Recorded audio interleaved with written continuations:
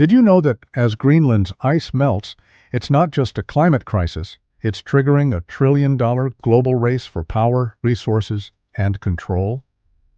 What was once a frozen, isolated landmass is now becoming one of the most strategically important regions on Earth. Beneath Greenland's vast ice sheets lie enormous reserves of rare earth minerals, oil, and natural gas. And as those glaciers retreat, they are revealing opportunities that global superpowers simply cannot ignore. This isn't just about melting ice, this is about the future of global dominance.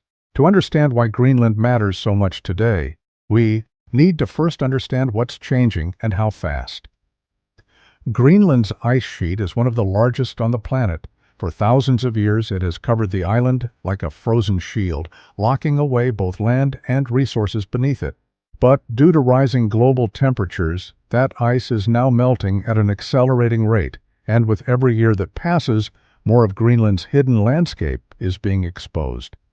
This includes access to vast deposits of rare earth minerals, materials that are absolutely critical in modern technology.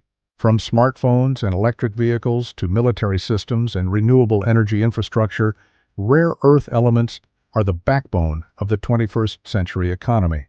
The problem?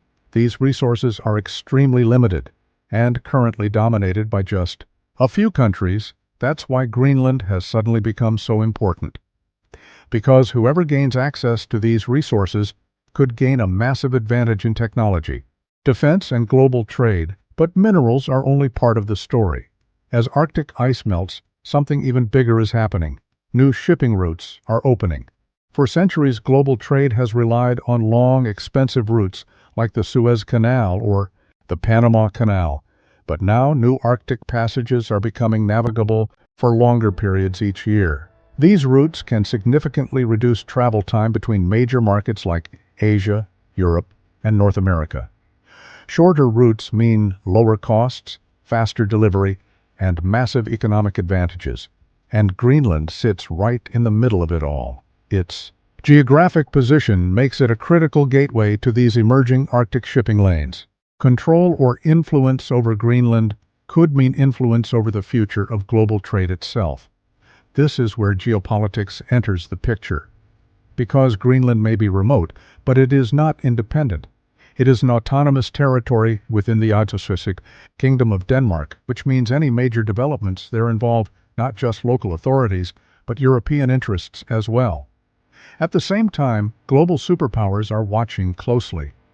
The United States, for example, has long recognized Greenland's strategic importance. It already operates military installations on the island, and in recent years, it has shown increased interest in expanding its presence, both economically and strategically. China, on the other hand, has been actively seeking access to Arctic resources through investments, infrastructure projects, and partnerships. Its growing influence in the region has raised concerns among Western nations. Russia is also a major player in the Arctic. With extensive territory in the region, it has been expanding its military and economic footprint, developing ports, icebreakers, and energy projects. What we're seeing is not just competition, it's a silent race, a race for resources, a race for trade routes, a race for dominance in a rapidly changing environment. But this race comes with serious risks.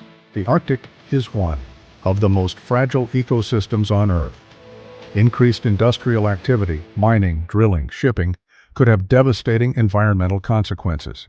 Oil spills, habitat destruction, and pollution could permanently damage this already vulnerable region. And there's another layer of complexity. Greenland itself is at a crossroads. While the melting ice presents economic opportunities, it also poses a direct threat to the environment and traditional ways of life for local communities. Indigenous populations who have lived in harmony with this environment for generations now face an uncertain future. Should Greenland pursue rapid industrial development to benefit from its resources, or should it prioritize environmental protection and long-term sustainability? This is not an easy decision.